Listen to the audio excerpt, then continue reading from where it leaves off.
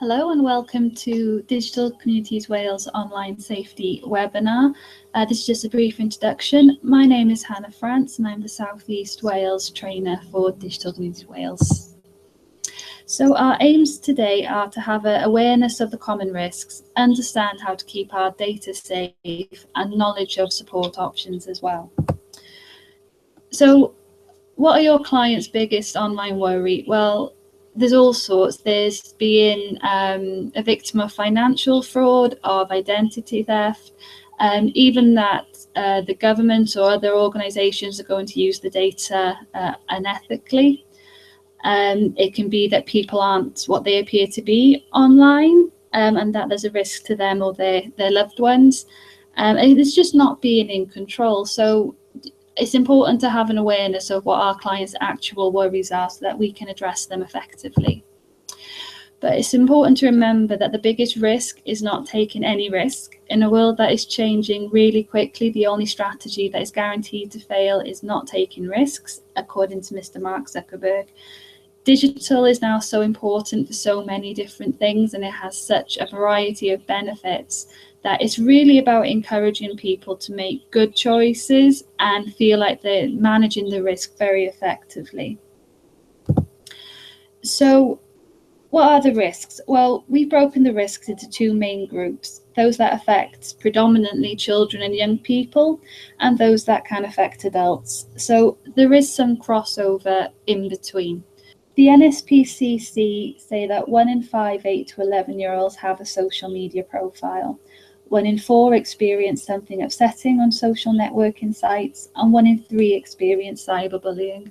Obviously, these are very worrying numbers. This is a lot of children and young people who aren't having a brilliant time, who are feeling quite victimized. And it's really important that we have conversations with our children and that they feel comfortable coming to us and saying, I'm upset, I've seen something, and we can talk them through it. We can help empower them to make a decision to block people and do anything they can do to make their internet experience pleasant and safe, which is the main thing. The charity, the Cybersmile Foundation, has identified 12 common warning signs of cyberbullying.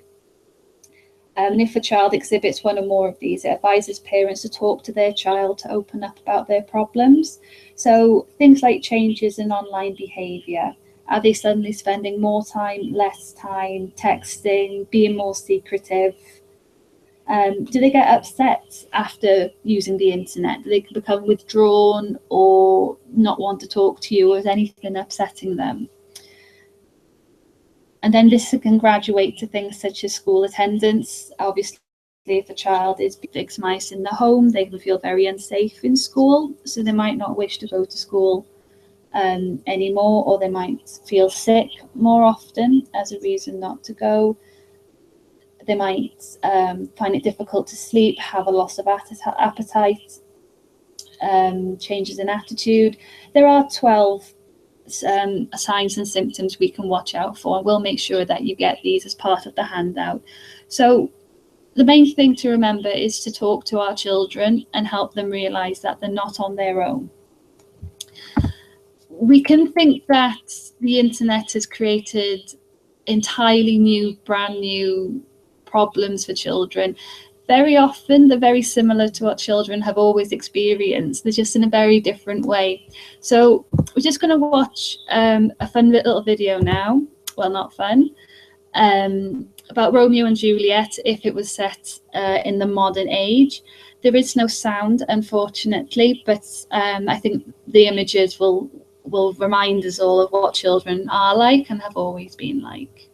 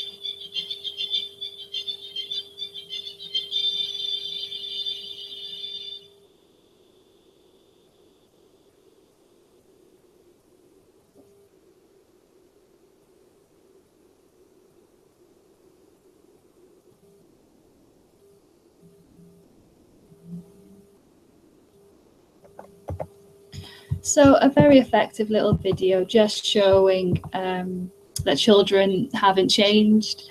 It's very much the same behaviours. So we really should be having conversations with our children about the usual subjects, but bringing the internet into the conversation. There are lots of sources for supporting young people. STAYO has some fantastic resources, same with Cybersmile, KidSmart, Common Sense Media, the NSPCC obviously, and CEOPS. So they have a variety of resources, lots of videos. So you can have a very good understanding of the challenges facing children and young people. So we'll make sure you have all these resources at the end of the webinar. For adults, the concerns tend to be more financial. Fraud and cybercrime are very often given as reasons why people choose not to go online. And the figures are quite scary. 755 million is the amount of money lost to fraud in 2015. And there's just under 4 million instances of online fraud and 2 million instances of computer misuse offences. So these are very, very real concerns for a lot of people. But what do you think is the most common risk, the thing that happens to the most people and is the biggest problem?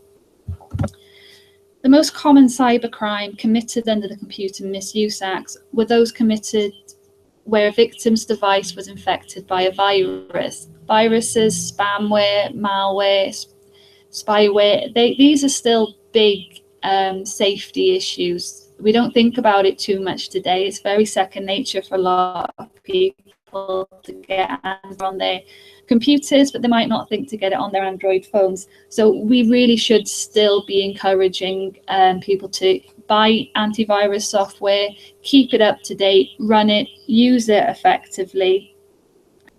And this will go a big way towards keeping people safe online. 5 common online scams can involve computer viruses, online shopping, relationship scams, and health scams.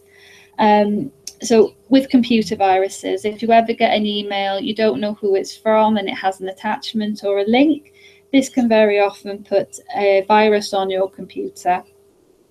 And from there on, it can cause your computer to slow down, or it can even record what you type, and that's how they can get your financial details. For online shopping, these encourage you to pay for postage and packaging for an item, but then they can sign you up for a variety of services that you didn't want. Fake websites, these can be commonly called phishing websites, and they're very, very convincing. Very convincing, but you log in, they look legitimate, you put in your personal information, and they've got that then, and that can cause a lot of trouble for people. Relationship scams, they do happen. Very often it's somebody pretending to be someone that they're not, so they're saying that they're children and they live in Florida when they might not actually be anywhere near America. Very often they're not even one person, it's a number of different people manning a particular profile, trying to maximize relationships, and the next thing you know, they're asking for money, usually trying to pull on your heartstrings. So some of the, as we've already mentioned, keep an up-to-date antivirus protection, run it frequently, learn how to use it. We need to really encourage our clients to use that effectively. We need to teach about common and secure websites. So before they put in any personal information, making sure that HTTPS is in the beginning of the address bar, and looking for the padlock symbol. This will give them a very good indication that the channel they're talking over is secure. We need to encourage people to check web addresses, so .gov.uk, .nhs. These are trusted sources, but .coms are more commercial.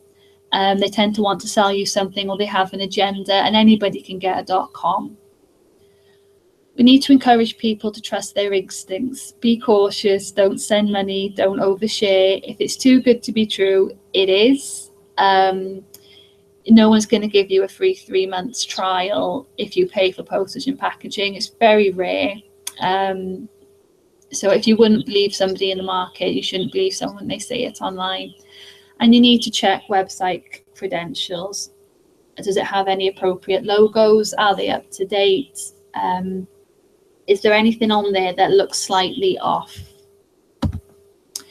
So how else can we minimize the risks? Well, we can manage our personal information, make our accounts secure, keep an awareness of where our information is stored, especially financial information. If you sign up for a lot of mailing lists, if you sign up for a lot of shopping services, you might get a lot more email through. So it's important that you know which ones you've signed up for and which ones are spam and they've just come through to your account by chance. And we need to keep track of our online transactions as best we can as well. Call your bank and query anything that looks slightly out of place. They'll be more than happy to have the conversation with you. You're not wasting anyone's time. So do speak to your bank if you think anything unusual's happened via an online purchase. So how many minutes does the average 15, 16-year-old spend online each day? If you're a parent, you'll probably say all day. But the average is about 3 hours for the 7 to 16-year-olds and about 4 to 8 when you hit the 15 to 16-year-old. That's a lot of time that we're spending online. It's a lot of time children are spending online. So it's really important that we do start these conversations very early and help them make really good choices, even at this very young age. So what information can people find out about us online? Well, every time we upload information about ourselves, we leave jigsaw pieces. If you're on social media, if you're on more than one, this can all build up into creating quite an accurate picture of who you are, what you're into, maybe even where you live, depending on what you decide to upload. So this is from my professional Facebook profile. You can see just under my status where I've posted that I'm going on holiday, my house is going to be empty. You can see that under about, there's an awful lot of information there: work, education, where I've lived, school, university, relationships, life events. That's a lot of information I can put up online, and I don't have to. These are things that I don't have to put out there for anybody to be able to see, or even for my close friends to see. So we need to be mindful we're not being too specific and sharing too much about who we are as a person. And just to the right of the screen, you can see this is a post a friend of mine put up there. Obviously, I blanked out names, etc. But they checked into the Wales Millennium Centre with 2 other people. So it's not even what you upload, it's what other people upload against your name as well. So the 2 people she was with, they also had it advertised that they weren't home, that they were at this location. It's very, very easy to overshare. So wherever possible, we need to try and encourage people to just take 5 seconds and think, do I need to share this? Do people need to know where I am at this exact moment? Or can it wait till I get home and I say, oh, I had a lovely time at so and so? The best thing you can do for managing that data, especially on social media, is to check your. Don't assume that they don't default or they don't change, because sometimes when there's an update on Facebook, it can change your settings slightly. There's lots of options that you can do. You can set them for specific people or just your friends. It's really important that we manage what people can see about us, who can see it, and if that information goes out anywhere else, such as by Google. So do watch the full video after the session and then check those privacy settings, and encourage your clients to do it as well. It should be the first thing they're doing if they're ever signing up to social media. The other thing we can do is try our best to make sure our account is secure. Many of us have multiple accounts to manage: Facebook, email, shopping, banking, Twitter, work, Pinterest, Flickr, YouTube. They're all individual accounts, and our passwords are our unique lock to each. So it's really important that we have different passwords for different accounts. Otherwise, if somebody guesses one, they're going to have access to potentially everything that we have.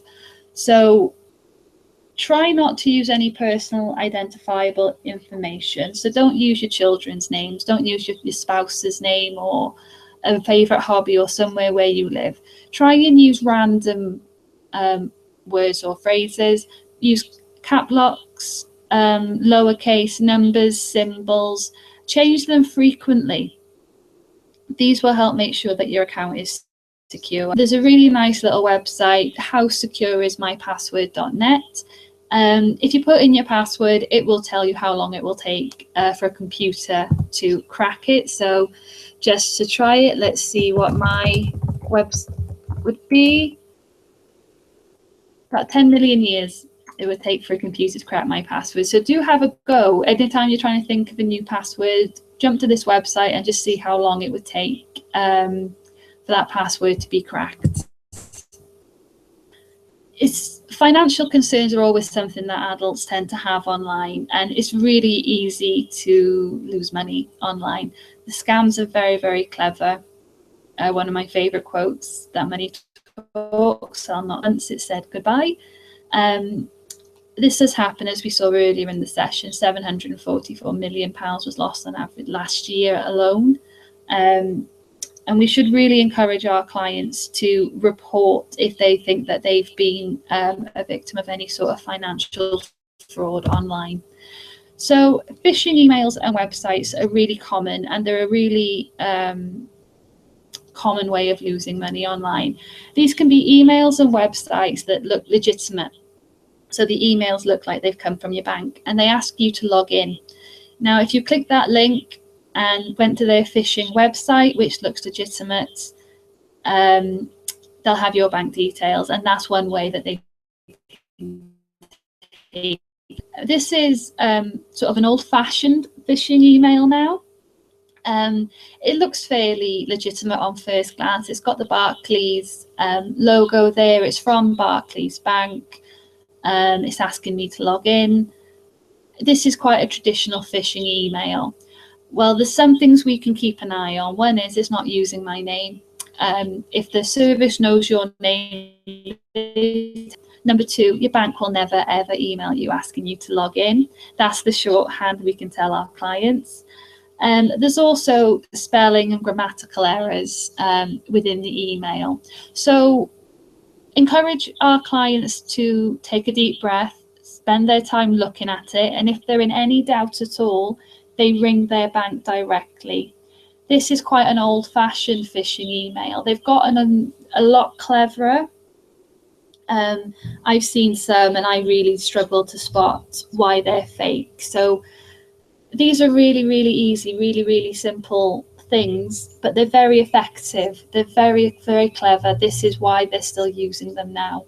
So if your clients ever receive these sorts of emails, they can ignore them, they can delete them. If they're very concerned, they can ring their bank, because banks do want to hear about these emails. They do want to receive these emails so that they can better fight the people who are putting these emails out there. So the important thing to remember is your bank will never email you asking you to log in. And if you're ever in doubt, you call your bank and they will talk to you. You're not wasting anybody's time. Online shopping is another area where money can get lost. Now, shopping online is fantastic. It's a massive benefit of using the internet. You can get cheaper deals. You can have access to stores that aren't in your immediate area. It's fantastic for finding some weird and wonderful products. But just as in real life, there are a few too good to be true things going on, like the beloved Del Boy. If it's too good to be true, it genuinely is. Now, some of the websites are incredibly clever and they look really, really, really convincing. So this is one such website. Now, I came across it on a Facebook ads, and I clicked on it, and this is what I came up with. Now, reading the Facebook comments, I learned quite quickly that what happened was they would give you 3 months free of this Raspberry Ketone product, but you had to pay for postage and packaging. Well, what they were doing was then they were then subscribing you for 6 months worth of product for about £150. So people were losing £150, not realizing that this was how they worked. So again, just looking at it, it's quite clean, it's quite nice, it's quite a convincing website. We've all heard of Raspberry Ketones.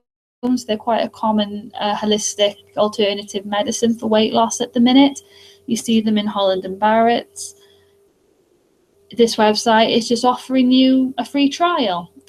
Now, there's a couple of things here that can tip us off that this probably isn't legitimate. Number one, if we can see just under the red title on the black subline, thousands taken advantage of a limited time free trial offer. If it's limited time, there should be a countdown. There's nothing here telling me when this offer ends, because this offer is always there. That's how they get you to subscribe to them. The other thing to be mindful of is, as seen on Seven, BBC, BB, and Good Food, these are quite strange organisations to be backing this product. Obviously, the BBC don't advertise for commercial companies at all. Good Food advertises food, recipes, healthy eating. It doesn't advertise vitamins or any sort of alternative therapy. So on first glance, these logos can add some legitimacy and some comfort looking at the website. But if you stop to think about them, actually, they don't belong on the website. They're not something that these companies do or promote. The other thing that we should be mindful of is its claims. If we can see on the red in the pink box, Kate shed 2 stone and 10 centimeters of unwanted fat and weight in only 4 weeks. That's a lot of love to be able to do that, but that's quite dangerous. That's not something that the medical community would promote or encourage for us to do. So if it looks too good to be true, it is. There's no such thing as free. If they're asking for your bank details, that means they have them. So this is something else. You need to remember who has your bank details, so that you can make sure that they're not putting those additional costs on when you're not. And we also need to encourage our clients not to buy any sort of medication online, even if it is herbal or alternative. And Barrett's, have those conversations and go to more trusted sources rather than any random ad that you find. But these are really clever, and a lot of people do try them. There was hundreds of comments underneath the Facebook post that was promoting this on my timeline. So these things happen. Again, there's no shame. We just need to encourage people to call their bank, cancel the transaction, or just take 5 minutes and think, is this real? Is this something that I would believe if somebody told me in town, oh, you can have these for free, just give me a couple of quid for the packaging. So just be very mindful.